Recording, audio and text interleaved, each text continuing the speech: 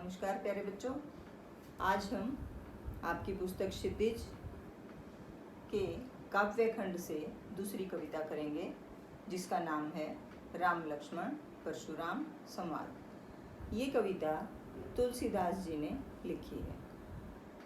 तो पहले हम थोड़ा सा तुलसीदास जी के बारे में जानते हैं कि तुलसीदास जी का जन्म सन 1532 ईस्वी में बांदा जिले में हुआ था और इनके पिता का नाम आत्माराम दुबे और माता का नाम तुलसी बाई था और इनकी पत्नी का नाम रत्नावली था। अब देखिए, रत्नावली जो थी वो बहुत ही ज़्यादा सुंदर थी, बहुत गुण संपन्न और सुंदर रत्नावली। कहते हैं कि तुलसीदास जी अपनी पत्नी के प्रेम में इतने पागल हो चुके थे कि एक बार जब वो अपने मायके गई हुई थी तो बाढ़ आ गई, और लेकिन फिर भी तुलसीदास जी उनसे मिलने के लिए बाढ़ में मतलब पानी को चीरते हुए जा रहे थे। रास्ते में कोई डेड बॉडी, कोई मृत शरीर मतलब जो बहता हुआ जा रहा था, वे उस पर बैठे लकड़ी का फट्टा समझ के और उसी के सहारे वो वहाँ तक पहुँच गए। कहते हैं जब खिड़की पे चढ़ने लगे तो वहाँ भी कोई सांप लटक रहा था और इन्होंने वो भी नहीं देखा और उसी के सहारे वो ऊपर पहुँच गए, कोशिश की और पहुँच गए। तब पत्नी ने देखा कि हाय राम, आप इसको लकड़ी का फट्टा समझ के पूछा कि कैसे आए, तो उसने बताया कि देखो वो नीचे लकड़ी का फट्टा है, मैं उस पर तैर के आया हूँ। तो उसने कहा कि मेरे हाड़ मांस के शरीर से तुमने इतना प्रेम किया कि तुम्हें ये भी नहीं अंदाजा कि तुम कैसे आए हो। और इस घटना के बाद उन्होंने, रत्नावली जी ने उन्हें ऐसा दुत्कारा कि उन्होंने हर प्राणी में से मतलब हर अपने जो मोह माया जहाँ बंधी हुई थी वहाँ से हटकर सिर्फ प्रभु भक्ति, श्री राम जी को अपना आराध्य देव माना और उन्हीं की उपासना में लग गए। इनके गुरु थे नरहरिदास, जिनसे इन्होंने दीक्षा ली। तो ये रामबोला के नाम से भी जाने जाते हैं। इन्होंने अपनी बहुत सारी रचनाएं दी हैं, जिसमें से रामचरितमानस, जिसका ये पाठ है बाल कांड से लिया गया है। तो आप लोगों से बेटा प्रश्न पूछ सकते हैं कि राम लक्ष्मण परशुराम संवाद कविता कहाँ से ली गई है, तो आप बताएंगे कि ये तुलसीदास जी द्वारा लिखित रामचरितमानस से ली गई है। और अगर ये पूछे कि किस कांड से ली गई है, तो यह है बाल कांड से ली गई है। फिर सन 1623 ईस्वी में काशी में इनका निधन हो गया। तो आप लोग इनकी साहित्यिक रचनाओं के बारे में थोड़ा सा पढ़ लेंगे। और भाषा शैली ज़्यादातर इन्होंने अवधी भाषा में लिखी हैं। ये राम के अनन्य भक्त रहे हैं। वैसे इनकी अपनी जो रचनाएं हैं उनमें इन्होंने हर प्रकार के दोहे, छंद आदि का प्रयोग किया है, अलंकारों का प्रयोग किया है, भाषा सहज है, सरल है। तो ये सभी बातें आप इनके जीवन परिचय मतलब जो होता है कवि परिचय उसमें दे सकते हैं। चलिए आइए, ज़्यादा इसके गहराई में ना जाते हुए हम कविता करते हैं राम लक्ष्मण परशुराम संवाद। तो इसे भी मैं थोड़ा सा बताना चाहूँगी कि ये कब की बात है। ये उस समय की बात है जब सीता स्वयंवर हुआ था। बेटे आप लोगों को इतना तो पता ही होगा कि स्वयंवर पहले के राजे महाराजे जो होते थे वो अपनी राजकुमारियों के स्वयंवर किया करते थे। जैसे कि आजकल तो आप लोग रामायण महाभारत देख भी रहे हैं, उसमें आपने देखा होगा कि द्रौपदी को स्वयंवर में किसने हासिल किया था, अर्जुन ने। और ऐसे ही जो राजा जनक थे उनकी पुत्री जानकी यानी सीता जी, जब उनका स्वयंवर किया गया तो श्री राम जी और राजा क्या करते थे, बहुत सारे अपने जो उनको शूरवीर राजा लगते थे उन लोगों को आमंत्रित करते थे और शादी में कोई न कोई शर्त रखी जाती थी कि अगर ये राजा मेरी इस शर्त को पूरी कर देगा तो मेरी बेटी का विवाह उसी से कर दिया जाएगा। तो यहाँ पर राजा जनक ने ऐसा एक शर्त रखी थी, जो शिव जी का धनुष था वो रखा हुआ था और ये कहा कि जो भी इस धनुष को उठाकर इस पे प्रत्यंचा चढ़ा देगा, मतलब तीर चढ़ा के और डोरी खींच देगा, तो मैं उसी से अपनी बेटी का विवाह कर दूंगा। ऐसा क्यों कहा? क्योंकि वो शिव जी का धनुष था, आम धनुष तो था नहीं, और बहुत भारी था, बड़ा था। उन्हें पता था कि इसे कोई नहीं उठा पाएगा। बहुत राजे महाराजाओं ने कोशिश की, कोई भी उसे उठा नहीं पाया। लेकिन जैसे ही श्री राम ने उस धनुष को हाथ लगाया, वो आसानी से उनसे उठ गया, और जैसे ही प्रत्यंचा चढ़ाने की कोशिश की, मतलब डोरी चढ़ाने की कोशिश की, तभी धनुष टूट गया। अब जैसे ही धनुष टूटा तो वहाँ पर परशुराम जी भी आए हुए थे। परशुराम शिव के बहुत बड़े भक्त मानते हैं, अपने आप को मानते थे, और उन्होंने देखा कि सभा में तालियां बज रही हैं और धनुष टूटा पड़ा है। उन्होंने ये नहीं देखा किसने तोड़ा। उन्हें बहुत गुस्सा आया, उन्हें बहुत ज़्यादा गुस्सा आया। उन्होंने कहा ये किसने धनुष तोड़ा है। मतलब वो जब गुस्सा करने लगे तो श्री राम जी सभा के बीच में, वो तो थे ही वहाँ पे, तभी उन्होंने कहा कि आप गुस्सा क्यों कर रहे हैं। तो ये कविता आपकी यहीं से स्टार्ट होती है कि धनुष के टूटने पर, शिव जी के धनुष के टूटने पर परशुराम जी क्रोध करते हैं और श्री राम सभा में बोलते हैं, उनसे कहते हैं। तो देखिए, आप अपनी पुस्तकों में देख सकते हैं साथ साथ, और इसको समझने की कोशिश करें। नाथ शंभु धनु भंजनी हारा, हो ही केऊ एक दास तुम्हारा, आयेसु काह कहिए किन मोही, सुनी रिसाई बोले मुनि कोही। अब देखिए इसमें क्या कहा गया है। नाथ मतलब हे नाथ, हे स्वामी। शंभु धनु, शंभु मतलब शिव जी, धनु माने धनुष, शिव जी का धनुष। भंजन मतलब तोड़ने वाला, भंजनिहारा तोड़ने वाला। हो है ही होगा, केऊ कोई, एक दास तुम्हारा, तुम्हारा ही कोई एक दास होगा। आयेसु काह कहिए किन मोही, आयेसु मतलब आज्ञा, कहिए आप आज्ञा तो कीजिए, मुझे कहिए, आप कहिए किन मोही, मुझे क्यों नहीं कह रहे, आज्ञा तो दीजिए मुझे। सुनी रिसाई बोले मुनि कोही, और राम की ये बातें सुनकर गुस्से में भरे हुए मुनि परशुराम जी बोले। अब देखिए, एक बार दोबारा देखिए इसे। क्या कहा? श्री राम ने कहा कि हे नाथ, शिव के धनुष को तोड़ने वाला आपका ही कोई एक दास होगा, तो आप आज्ञा दीजिए, मुझे आज्ञा दीजिए। यह सुनकर क्रोधित मुनि परशुराम जी बोले। क्या बोले? सेवकू सो जो करे सेवकाई, अरि करनी करी करी है लड़ाई, सुनहु राम जहि शिव धनु तोरा, सहस बाहु समसो रिपु मोरा। देखिए क्या कहा कि सेवकू सो जो करे सेवकाई, सेवक तो वही होता है, सेवकू सो वही जो करे सेवकाई, जो सेवक जैसे काम करे। क्या? अरि करनी करी करी है लड़ाई, और ये जो काम किया है ये तो शत्रुओं जैसा काम किया है। अरि करनी, अरि मतलब शत्रु, करनी मतलब शत्रुओं जैसा काम किया है। करी करी है लड़ाई, यह धनुष तोड़कर तो उसने मेरे शत्रु के समान लड़ाई का काम किया है। सुनहु राम जेहु शिव धनु तोड़ा, तो सुनो हे राम, जिसने ये धनुष तोड़ा है शिव जी का। सहस बाहु समसो रिपु मोरा, वो सहस्त्र बाहु यानी क्षत्रियों को कहते हैं कि वो सहस्त्र बाहु राजाओं के समान मेरा रिपु मतलब दुश्मन है। क्या कहा कि अगर वो सेवक होता तो सेवक जैसे काम करता, यह काम करके तो उसने शत्रुओं जैसा काम किया है, लड़ाई का काम किया है। तो सुनो हे राम, जिसने ये शिव का धनुष तोड़ा है वो सहस्त्र बाहु यानी क्षत्रियों के समान मेरा दुश्मन है। सो बिलगाई बिहाई समाजा, न त मारे जय हही सब राजा, सुनि मुनि वचन लखन मुस्काने, बोले परशुधर ही अवमाने।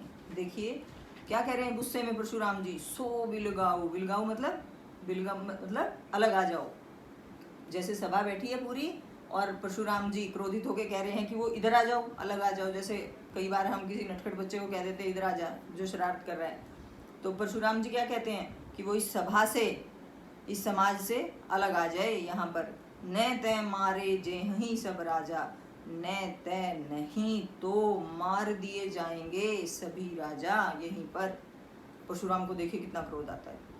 कहते हैं कि वो चुपचाप इस समाज से अलग आ जाए, नहीं तो सभी राजा यहाँ मार दिए जाएंगे।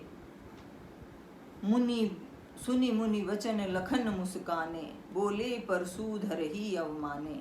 और मुनि के ये वचन सुनकर लखन मुस्काने, लक्ष्मण मुस्कुराते हुए बोले, क्या करके, परशुधर ही अवमाने, यानी परशुराम जी की अवमानना करते हुए बोले। अवमानना मतलब थोड़ा सा जैसे अपमान टाइप में, उनको हंसते हुए या मुस्कुराते हुए कहने लगे, बहु धनु ही तोरी लड़काई। अब देखिए लक्ष्मण जी बड़े नटखट हैं। इस कविता में दिखाया गया है कि राम, आप सभी जानते हैं कि बड़े शील और शांत स्वभाव के थे, और लक्ष्मण थोड़े से नटखट थे, शैतान थे। तो उन्हें बड़ा गुस्सा आया कि वो श्री राम जी के बारे में ऐसी ऐसी बातें कर रहे हैं कि नहीं तो मार दिए जाएंगे सभी राजा।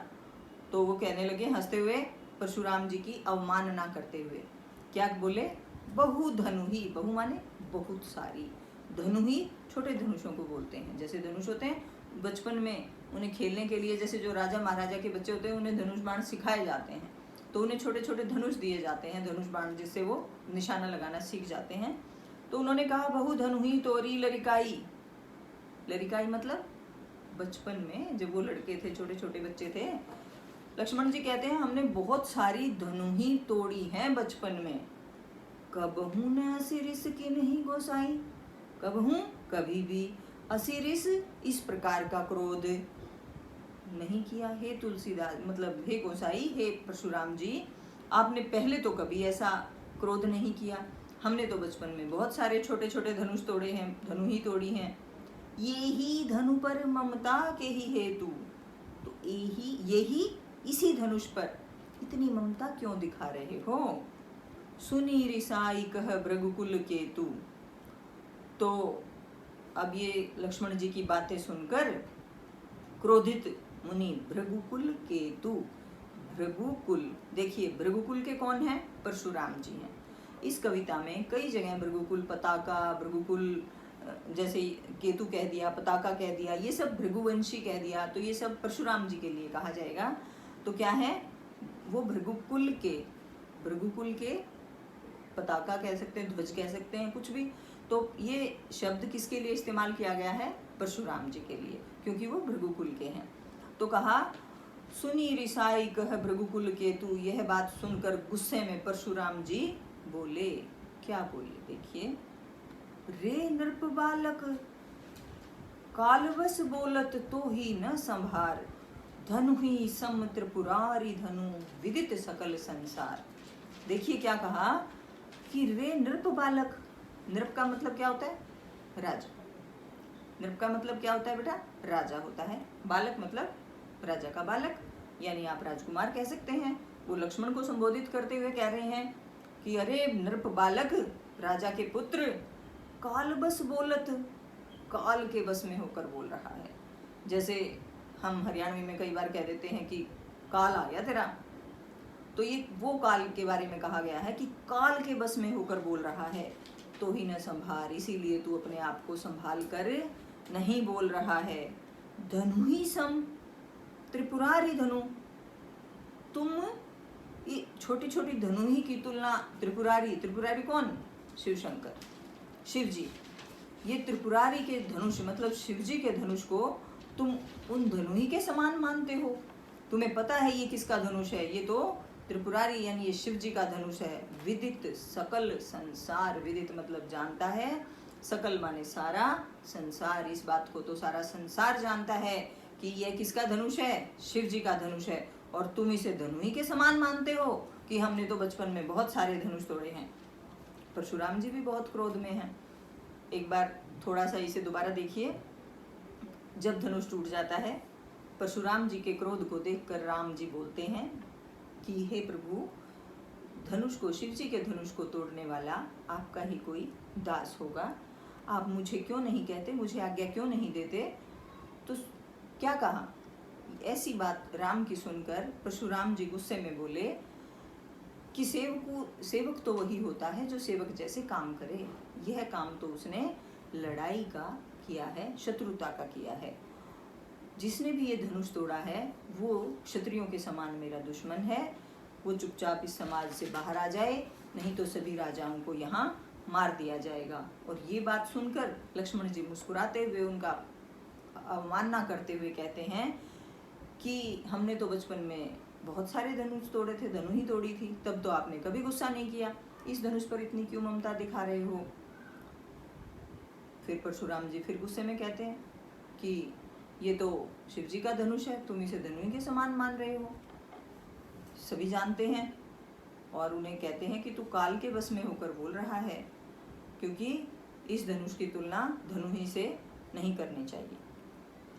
अब आपसे पूछा जा सकता है, ये आपको इसमें से कोई भी पंक्तियां दी जाएंगी, पूछा जाएगा ये पंक्तियां कहाँ से ली गई हैं, कवि का नाम बताइए, कविता का नाम बताइए। कवि तुलसीदास, कविता का नाम राम लक्ष्मण परशुराम संवाद। फिर आपसे किसी भी शब्द का अर्थ पूछा जा सकता है, जैसे शंभुधनु पूछ लिया शिव जी का, भृगुकुल केतु किसे कहा गया है, परशुराम जी को, लक्ष्मण कैसे हैं आप बता सकते हैं, नटखट हैं, सहस बाहु सो रिपु मोरा, रिपु का क्या अर्थ है, शत्रु है। आपसे इसमें से जो भी प्रश्न पूछे जाएंगे आप लोगों को उसके आंसर देने हैं। चलिए हम अगला देखते हैं। आगे देखिए क्या होता है। लखन कहा हसी हमरे जाना, सुनहु देव सब धनुष समाना, का छति लाभु जून धनु तोरे, देखा राम नयन के बोरे। देखिए क्या हुआ। लक्ष्मण जी हंसते हुए कहते हैं कि हमने तो आज तक यही जाना है, हे देव हमने तो आज तक यही जाना है, सुनहूं देव सब धनुष समाना, कि हे देव सभी धनुष समान होते हैं। का क्षति लाभ जून धनु तोरे, तो इसमें क्या क्षति मतलब नुकसान या क्या लाभ है? अगर ये धनुष जो बहुत ही पुराना हो चुका था, अगर ये टूट भी गया तो इसमें क्या लाभ या क्या हानि है? देखा राम नयन के बोरिए, देखिए देखे राम तो वैसे ही कितने भोले भाले नजर आते हैं। छुअत टूट रघुपत ही न दोषु, और क्या कहते हैं लक्ष्मण जी, छुअत छूते ही टूट गया ये तो, रघुपत न दोषु, यानी श्री राम का कोई दोष नहीं है। मुनि बिनु काज करिए कतरोसु, तो हे मुनि तुम बिना काज यानी बिना काम के गुस्सा क्यों कर रहे हो? बोले चितय परसु की ओरा, रे सठ सुनहु सुभाव न मोरा। फिर परशुराम जी अपने कुल्हाड़े की तरफ देखते हुए कहते हैं कि रे सठ मतलब हे जिद्दी बच्चे, सुन, तूने आज तक मेरे स्वभाव के बारे में नहीं सुना। क्या कहा?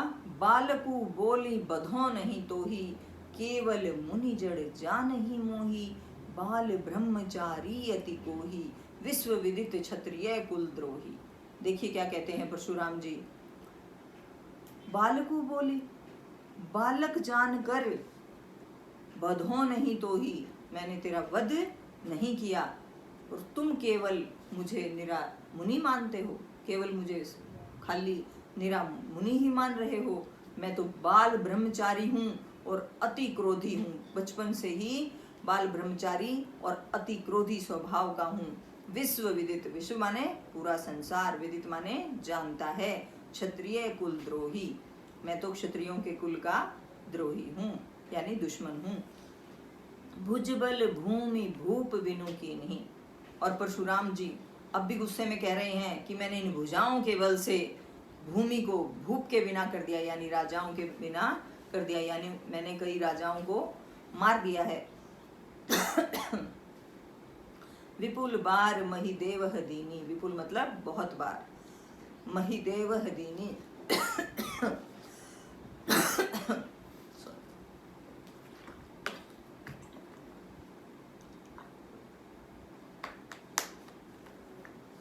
मैंने बहुत ही बार अपनी इन भुजाओं के बल से इस पृथ्वी को राजाओं के बिना कर दिया है। यानी राजाओं को मारकर बहुत बार उनकी भूमि ब्राह्मणों को दान दे दी है। महिदेव है ब्राह्मण, दान दे दी है। सहस बाहु भुज छेदनी हारा, परसु बिलोकु महिप कुमारा। महिप राजा होता है। तो हे राजपुत्र यानी हे लक्ष्मण, विलोकु देखो इस मेरे परसे को, ये सहस्त्र बाहु भुज छेदनी हारा, ये 1 मिनट में क्षत्रियों में छेद कर देता है, यानी उन्हें मार देता है। मातु पित ही जनी सोच बस, करसी महिष किशोर, गर्भनह के अर्भक दलन, परसु मोर अति घोर। देखिए क्या कहा परशुराम जी ने कि तू जान पूछ कर अपने माता पिता को सोच में करने वाले हो, यानी उन्हें चिंता में गाड़ने वाले हो, क्योंकि मुझे इतना क्रोध आया हुआ है तुम्हारे ऊपर, मैं तुम्हें मार दूंगा और वो चिंता में हो जाएंगे, यानी दुखी होंगे, सोच में हो जाएंगे। क्योंकि गर्भनह के अर्भक दलन, गर्भ में पल रहे बच्चे भी, अर्भक बच्चा, गर्भ में जो बच्चे पल रहे होते हैं ना, अगर मेरा फरसा चलता है और इसकी गर्जना होती है तो इसकी गर्जना मात्र से ही गर्भ में पल रहे बच्चे भी मर जाते हैं। और तुम तो इतनी बातें कर रहे हो, मैं तुम्हें अभी मार दूंगा और तुम्हारे माँ बाप सोच में पड़ जाएंगे, यानी दुखी हो जाएंगे।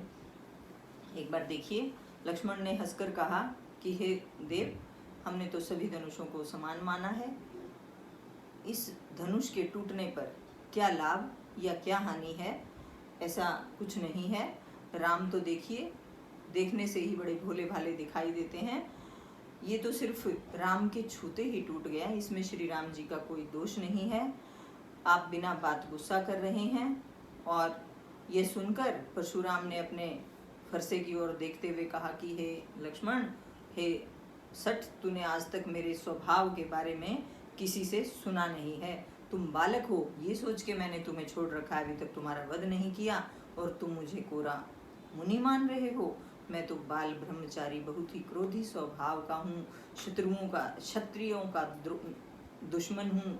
ये बात सारा संसार जानता है। मैंने न जाने कितनी बार इस पृथ्वी से राजाओं को मारकर उनकी भूमि ब्राह्मणों को दान दे दी है, और तुम जानबूझकर अपने माँ बाप को सोच में डालने वाले हो, क्योंकि मेरे फरसे की गर्जना से तो गर्भ में पल रहे बच्चे भी मर जाते हैं।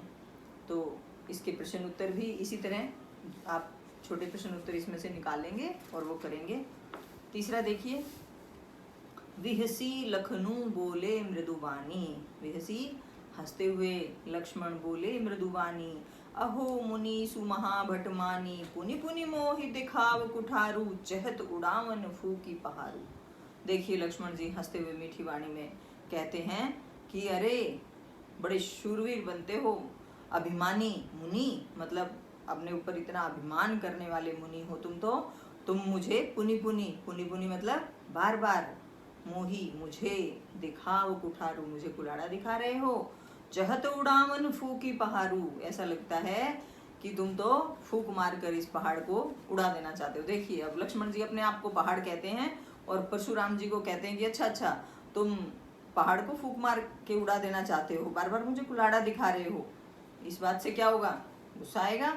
और देखिए क्या कहते हैं, यहाँ कुम्हड़ बतिया को हुनाही, जे तर्जनी देखी मरी जाई, देखी कुठारू सरासर बाना, मैं कछु कहा सहित अभिमाना।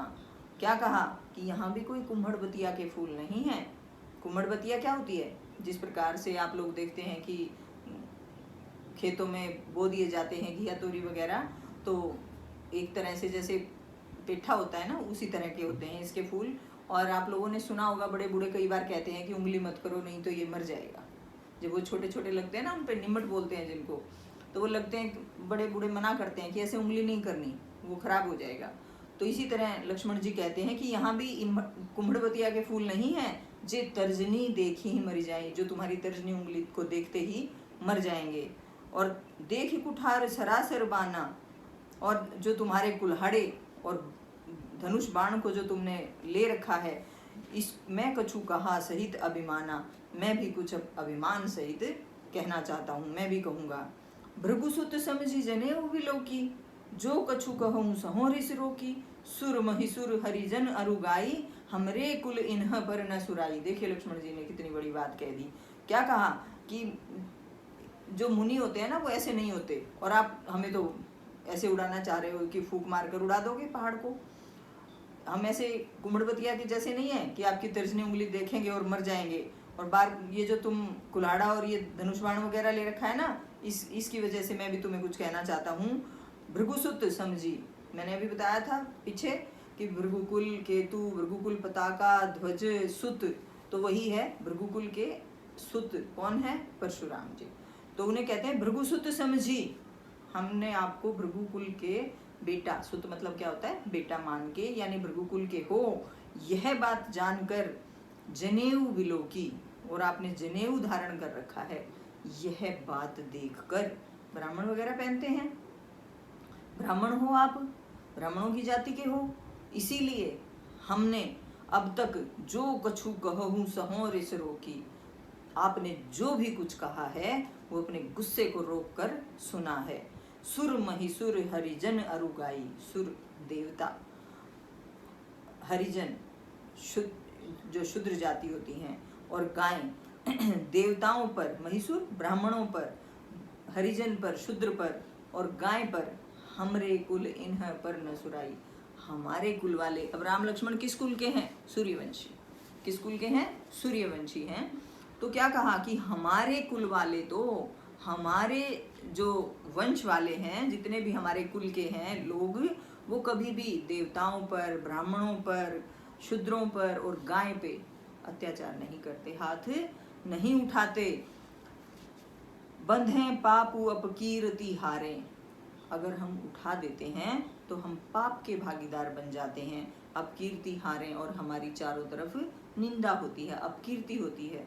मारत हूँ पापरी है तुम्हारे, तो हे ब्राह्मण देवता, हे भृगुकुल के बेटे, अगर तुम मार भी दोगे ना, मारत हूँ, अगर तुम मार भी दोगे हमें, पापरी है तुम्हारे, हम फिर भी कुछ नहीं कहेंगे, हम तो आपके पैरों में पड़ जाएंगे, मतलब हम तो आपके पैरों में ही आ जाएंगे, क्योंकि हमारे कुल में कभी भी ब्राह्मणों पर, देवताओं पर हाथ नहीं उठाते।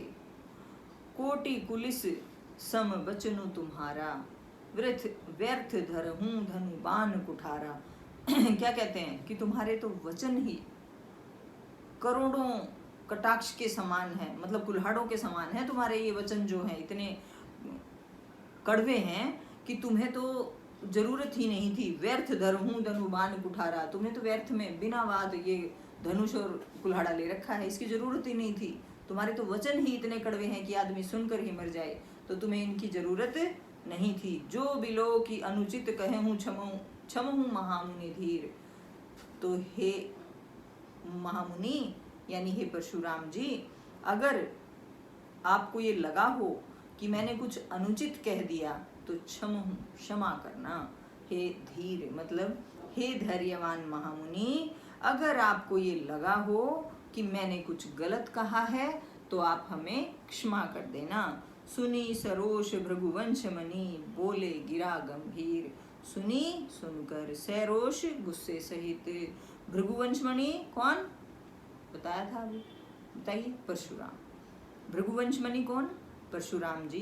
बोले गिरा गंभीर, अपनी आवाज को गंभीर करते हुए बोले, यानी गंभीर होकर बोले। देखिए क्या है, हंसते हुए लक्ष्मण जी मीठी वाणी में कहने लगे कि हे शूरवीर अभिमानी मुनि, आप जो बार बार मुझे कुल्हाड़ा दिखा रहे हो और हमें फूंक मारकर उड़ा देना चाहते हो, ये ऐसा लग रहा है जैसे आप तो पहाड़ को फूंक मारकर उड़ा देना चाहते हो।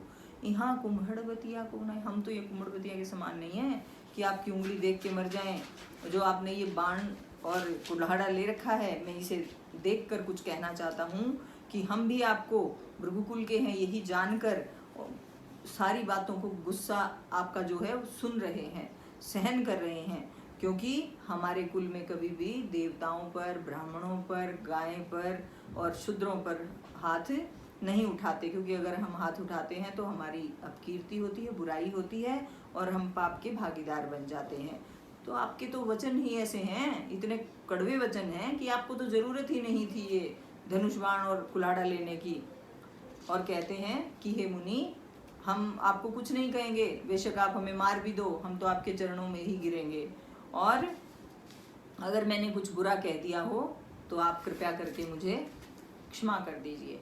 यह बात सुनकर परशुराम जी गंभीर होकर बोले। देखिए अब क्या बोले। कौशिक सुनहु मंद येहु बालकु, कुटिलु काल बस निज कुल घालकु, भानुवंश राकेश कलंकु, निपट निरंकुशु अवधु असंकु। देखिए क्या कहा, कौशिक किसे कहा? विश्वामित्र जी। अब वहाँ पे सभा में बहुत सारे राजा भी हैं, बहुत सारे ब्राह्मण भी हैं, बहुत सारे गुरु भी पहुँचे हुए हैं, तो विश्वामित्र जी भी पहुँचे हुए हैं। विश्वामित्र जी को तो पता है असलियत का, भाई श्री राम कोई ऐसे वैसे राजा तो थे नहीं, भगवान है, भगवान के अवतार है, भगवान है वो। और परशुराम जी आप लोगों को बताइए क्या कर रहे हैं, गुस्सा कर रहे हैं उनके ऊपर और लड़ाई करने के लिए तैयार हैं। तो यहाँ पर क्या कहते हैं, कौशिक सुनहु मंद येहु बालकु। परशुराम जी बोल रहे हैं गंभीर होके कि हे विश्वामित्र जी सुनो, ये बालक बड़ा मंद बुद्धि है, कुटिल है, दुष्ट है, कालबस है, काल के बस में हो रखा है, और निज कुल घालकू यानी अपने कुल का नाश करने वाला है। भानुवंश राकेश कलंकु, ये भानुवंश यानी सूर्यवंशियों के माथे पर चमकने वाले, राकेश मतलब चंद्रमा पर कलंक के समान है। यानी ये लक्ष्मण क्या है, अपने सूर्यवंशियों के माथे पर चमकने वाले चांद का दाग है। निपट निरंकुशु, कुछ नहीं है ये, निपट बिल्कुल, निरंकुश कोई अंकुश नहीं है इसके ऊपर, उदंड है एक हर प्रकार से, अबुध है, मूर्ख है बिल्कुल, असंकु कोई डर भी नहीं है इसे, शंका भी नहीं है, डरता भी नहीं है किसी से। ये कोरा क्या है, उद्दंड बच्चा है, बुद्धि भी नहीं है इसके पास, मूर्ख है और निडर भी है। काल कबलू हो ही छन माही, कहो पुकारी खोरी मोहि नाही, तुम हटकऊ जो चहूं उबारा, कही प्रताप बलु रोष हमारा। देखिए अब गुस्से में है परशुराम जी, तो क्या कहते हैं कि काल कबलू हो ही छन माही। काल कबलू मतलब अभी काल का ग्रास बन जाएगा, मैं कुल्हाड़े से इसको मार दूंगा और ये अभी मर जाएगा। तो एक क्षण में ये काल कबलू, काल का ग्रास बन जाएगा, मतलब मार दिया जाएगा। कहो पुकारी, मैं पुकार कर कह रहा हूँ, मेरा कोई दोष नहीं है।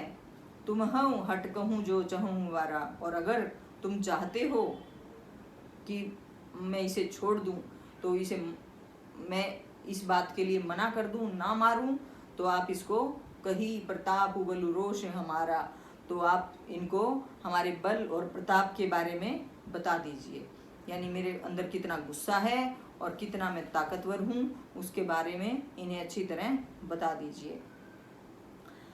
लक्ष्मण लखन कहे हु मुनि सुजस तुम्हारा, तुम ही अछत को बरने पारा, अपने मुँह तुम अपनी करनी, बार अनेक भांति बहुवरनी। अब देखिए लक्ष्मण से रुका नहीं जाता, वो विश्वामित्र जी को कह रहे हैं, लेकिन लक्ष्मण जी फिर बोल पड़ते हैं क्योंकि नटखट हैं। क्या कहते हैं कि हे मुनि लखन कहे हु, लखन ने कहा मुनि सुजस तुम्हारा, कि हे मुनि तुम्हारा सुयश यानी तुम्हारी जो कीर्ति, जो बड़ाई है ना, तुम ही अछत को करने पारा, तुम ही अच्छी तरह से कह सकते हो, और अपने मुंह से तुम अपनी करनी, यानी तुम अपने मुंह से अपने बारे में जो किया है वह बातें, बार अनेक भांति बहुवर्णी, बहुत बार तुम अपने मुंह से अपनी करनी कह चुके हो, बता चुके हो। नहीं संतोष तो पुनि कछु कहो, जन रिस रो की दुसह दुख सहो। क्या कहा, वीर व्रती तुम धीर अछोभा, गारी देत न पावहु शोभा। देखिए अब क्या कह रहे हैं कि अगर तुम्हें फिर भी संतोष नहीं पड़ा है ना अपनी सारी बड़ाई कर करके कि मैं मार दूंगा, मैं शत्रु हूँ, मैं क्षत्रियों में छेद कर देता हूँ और बच्चे भी मर जाते हैं, ये सारी बातें कह के भी अगर संतोष नहीं पड़ा तो पुनि कुछ कहो। पुनि मतलब दोबारा और कुछ कह लो जो मन करे। जनी रिस रो की दुसह दुख सहो, जिस बात को तुम रोक के बड़ा दुख सहन कर रहे हो कि मैंने अब तक अपने बारे में ये बड़ाई नहीं की, तो वो भी कह लो जो आपका मन करे। वीरवर्ती तुम धीर अछोभा, तुम तो वीरवर्ती हो और तुम्हें गारी देत न पावहूं शोभा, तुम जो गालियां दे रहे हो ना, हमें गाली निकाल रहे हो हमारे बारे में, तो ये धीरवर्ती जो इतने धैर्यवान और बड़े लोग होते हैं उनको गाली देना शोभा नहीं देता। सूर समर करनी करही, कहीं न जना वही आपू, विद्यमान रन पाई रिपु कायर कथही प्रतापू। अब देखिए सूर वीर लोग जो होते हैं, सूरमा जिनको बोला जाता है, समर मतलब लड़ाई में, करनी करहीं जो करना होता है ना कर ही देते हैं, कहीं न जनावहू आपू कह कह के अपने आप के बारे में दूसरों को नहीं जनवाते, मतलब दूसरों को अपने बारे में नहीं बताते। विद्यमान रन पाई रिपु कायर कथहीं प्रतापू, और जो रण में मतलब लड़ाई के क्षेत्र में यानी रणभूमि में अपने शत्रु को पाकर अपनी बड़ाई करते हैं। कौन करते हैं? कायर कथहीं प्रतापू, सिर्फ कायर लोग ही अपनी बड़ाई शत्रु के सामने करते हैं। सही मायने में जो वीर होते हैं वो क्या करते हैं? वो तो उन्हें जो करना होता है वो करके ही दिखा देते हैं, उनके तो करने से ही जानते हैं। ऐसे नहीं होते मैं मार दूंगा, मैंने इतने मार दिए ना। वीर कौन है? जिसने दुश्मन को मार दिया और विजय हासिल कर ली। तो इसीलिए अब एक बार फिर इसका देखिए क्या हुआ। विश्वामित्र जी को परशुराम ने कहा कि हे विश्वामित्र जी देखो, ये बालक बड़ा ही कड़वा बोलने वाला है, काल के बस में हो रखा है, अपने परिवार का नाश करने वाला है, ये सूर्यवंशियों के माथे पर चमकने वाले चांद पर दाग है, ये गोरा क्या है? निरंकुश है, मतलब उदंड है, मूर्ख है, निडर है, अभी मार दिया जाएगा मेरे द्वारा, फिर मुझे कुछ मत कहना। अगर तुम इसे बचाना चाहते हो तो इसे मेरे यश बल और प्रताप के बारे में बता दो।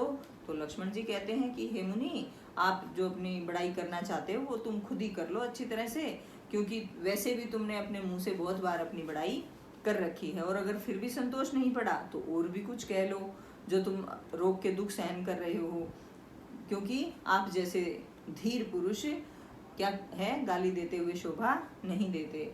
और जो फिर क्या कहते हैं कि वीर पुरुष तो लड़ाई के मैदान में जो करना होता है वो करके ही दिखा देते हैं, कायर लोग ही अपनी बड़ाई करते हैं। नेक्स्ट देखिए, तुमह तो कालू हाक जनु लावा।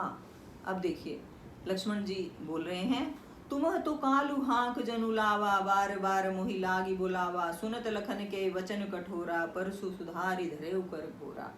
अब देखिए लक्ष्मण जी कह रहे हैं कि तुम तो बार बार मेरे लिए ऐसा लग रहा है जैसे काल को हाँक के ला रहे हो, यानी मारना चाहते हो, बार बार मेरे लिए काल को हाँक रहे हो, बुला रहे हो और मारना चाहते हो। लक्ष्मण के कठोर वचन सुनकर परसु सुधारि धरेउ कर घोरा, परशुराम ने अपने कुल्हाड़े को फिर से संभाल लिया, मतलब उठा लिया कि अब मैं मार दूंगा बस इसको।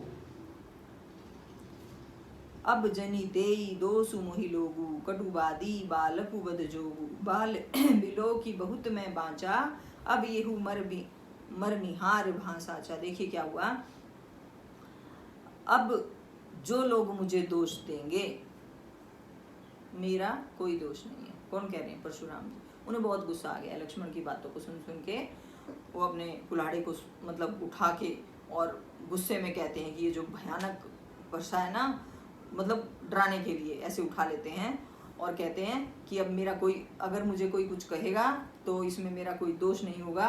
कटुबादी मतलब कड़वा बोलने वाला यह बालक वध जोगु, वध के योग्य ही है। बाल विलो की बहुत में बाँचा, मैंने तो इसे बच्चा जानकर, विलो की मतलब देखकर या जानकर बहुत बाँचा है, मतलब अब तक छोड़ रखा है।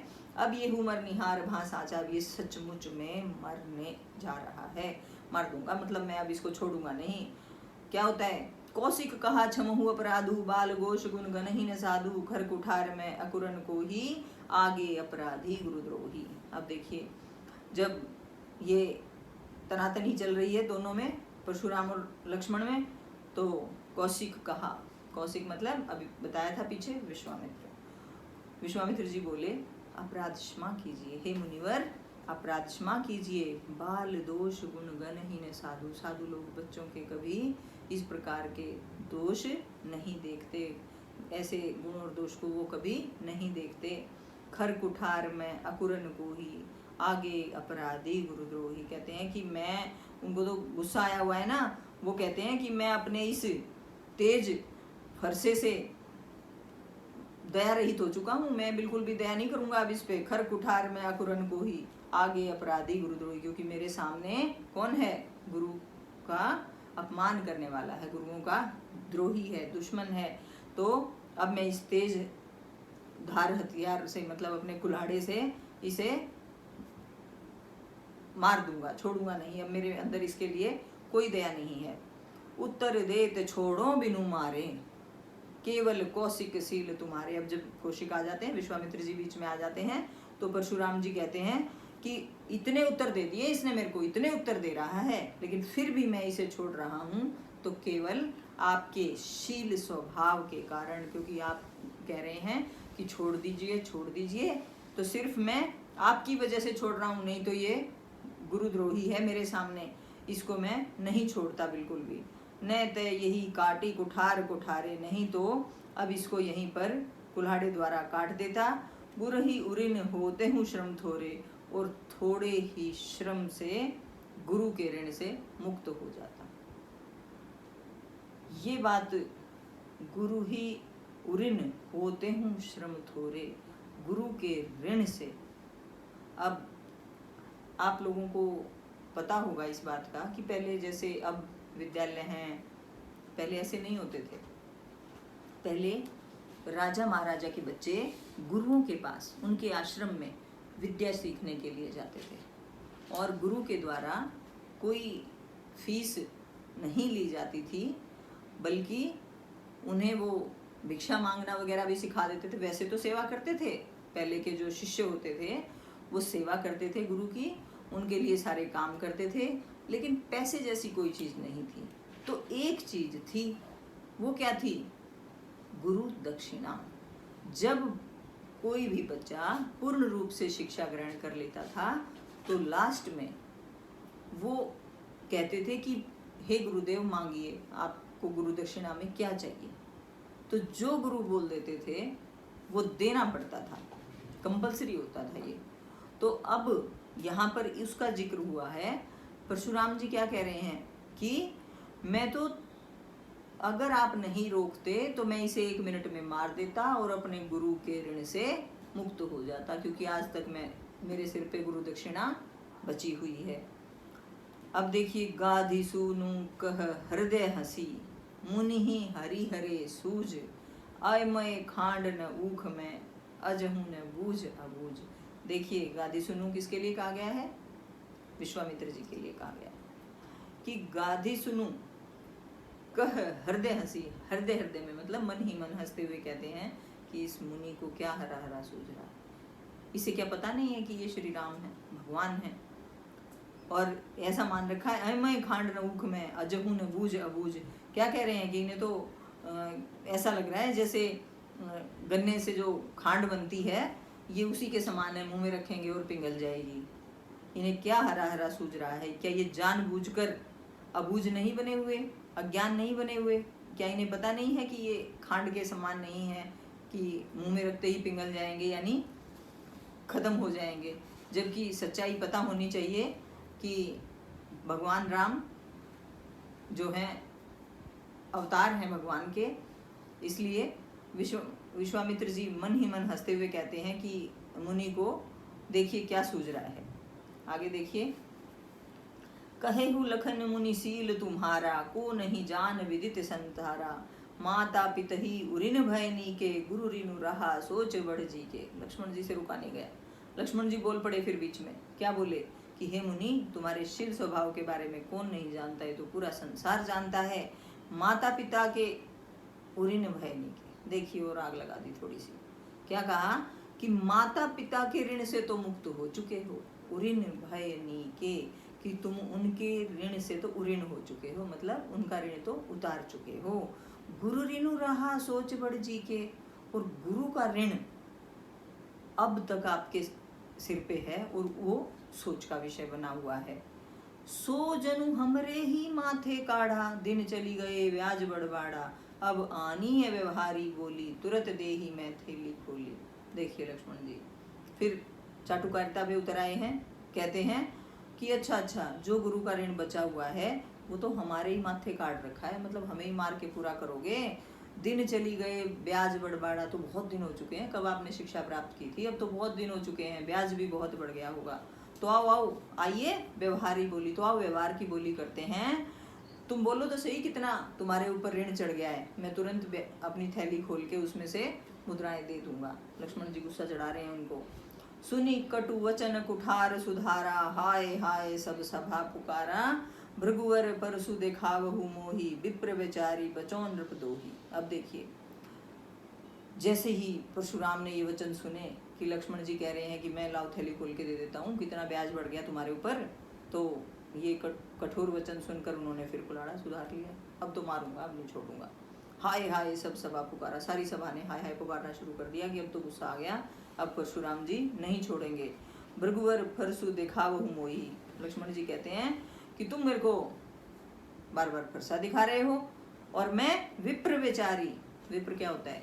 ब्राह्मण, विचारी जानकर, मैं तो तुम्हें ब्राह्मण हो ये जानकर अब तक छोड़ रखा था। बचो नृपद्रोही, तो मैंने तुम्हें अब तक इसलिए बचा रखा था, तुम तो राजाओं के शत्रु हो, और मैं तुम्हें ब्राह्मण सोच के छोड़ रखा था। गुस्सा तो अब और भी बढ़ गया है। लक्ष्मण जी भी ऐसी बातों पे उतर आए हैं। मिले न कब हूँ सुवट रन गाढ़े, द्विज देवता घर ही के बाढ़े, अनुचित कही सब लोग पुकारू, रघुपति सैन ही लखन नेवारू। या देखिए देखिए क्या हुआ, और ज्यादा उन्हें उकसा रहे हैं लक्ष्मण जी। क्या कह रहे हैं? हम, मुझे लगता है मिले न कब हूँ सुबट रन गाड़े, मुझे लगता है कि कभी भी सुबट रन गाड़े मतलब रण में किसी सुबट मतलब शूरवीर से, महान योद्धा से कभी तुम्हारा पाला ही नहीं पड़ा, यानी किसी योद्धा के सामने नहीं आए हो आज तक तुम। ऐसा लगता है कि कभी भी किसी लड़ाई में किसी शूरवीर के सामने नहीं आए हो। द्विज देवता घर ही के बाड़े, क्या कह दिया कि जो ब्राह्मण देवता होते थे घर में ही ठीक रहते हैं, खीर वीर खा लो अपना ठीक है। ऐसे गुस्से में जैसे कह दिया कि ब्राह्मण देवता तो घर ही में ठीक रहते हैं। अनुचित कही सब लोग पुकारू, सारे लोग कहने लगे भाई अनुचित कह रहे, अब तो गलत है, अब गलत है, ये ऐसे नहीं कहना चाहिए। ऐसा होते ही रघुपति शयन ही लखनऊ नेवारे, रघुपति मतलब श्री राम ने, शयन ही आंखों के इशारे से लखनऊ लक्ष्मण को नेवारो रोक दिया। क्या कहा? लखन उतर आहुति सरसी, भृगुवर को पुकृसानु, बढ़त देखी जल समवचन, बोले रघुकुल भानु। देखिए, लक्ष्मण के उत्तर आहुति सरसी, आहुति के समान, जैसे हम यज्ञ आदि करते हैं तो उसमें घी की आहुति डालते हैं तो क्या होता है? आग और भड़कती है। तो यही बात कही गई है कि लक्ष्मण के उत्तर आहुति के समान, भृगुवर कोपु, भृगुवर परशुराम जी, कोपु क्रोध, कृषाणु उनकी क्रोध की अग्नि, यानी परशुराम जी के क्रोध की अग्नि में लक्ष्मण के उत्तर आग के समान काम कर रहे थे, जो आहुति के समान काम कर रहे थे। आग घी के समान कि आग और ज्यादा बढ़ रही थी, और जब ये आग बढ़ रही थी तो इसे बढ़ते हुए देखकर, बढ़त देखी, इस आग को बढ़ते हुए देखकर, जल सम, जल के समान शीतल, वचन बोले रघुकुल भानु, तो जल के समान शीतल वचन श्री राम जी ने कहे या बोले। देखिए एक बार दोबारा इसे, लक्ष्मण जी कहते हैं कि हे मुनि, आपके शील स्वभाव को कौन नहीं जानता, सारा संसार जानता है। आप तो माँ बाप के ऋण से तो मुक्त हो चुके हो, बस गुरु जी का ऋण ही बचा हुआ है, और जो बहुत ज़्यादा आपके लिए चिंता का विषय है, और वो आपने हमारे माथे काट दिया है, मतलब हमारे ही सिर पे मढ़ दिया है। तो चलो, ब्याज बढ़ गया होगा, बताओ, व्यवहार करते हैं, जितना ब्याज बढ़ गया बताओ, मैं थैली खोल के दे देता हूँ। ये बात सुन के गुस्सा आ जाता है परशुराम जी को, वो अपना कुल्हाड़ा संभालते हैं तो सारी सभा हाय हाय करने लग जाती है। भृगुवर कहते हैं कि, लक्ष्मण जी कहते हैं कि मैं तो आपको ब्राह्मण सोच के ही छोड़ रखा था, आप तो शत्रु हो हमारे। ऐसा लगता है कि किसी भी युद्ध में आप किसी महान योद्धा से नहीं मिले हो, इसलिए कहते हैं कि ब्राह्मण देवता तो घर में ही ठीक रहते हैं। सभी लोग कहने लगे भाई ठीक नहीं कह रहा। तो श्री राम ने लक्ष्मण को अपने आंखों के इशारे से रोक दिया कि अब और कुछ मत कहो, क्योंकि लक्ष्मण के उत्तर परशुराम जी के गुस्से की अग्नि में घी का काम कर रहे थे, और उनको बढ़ते हुए देख के उस आग को राम जी ने जल के समान शीतल वचन कहे। ये आपकी कविता थी। इसमें से आपको छोटे प्रश्न करने हैं, अभ्यास के भी प्रश्न करने हैं, और आशा करती हूँ कि ये आप लोगों को सारे अच्छे से समझ में आ गया होगा। तो आप इसे मन लगा के एक बार अपनी पुस्तक में भी जरूर पढ़ें और याद करें। धन्यवाद।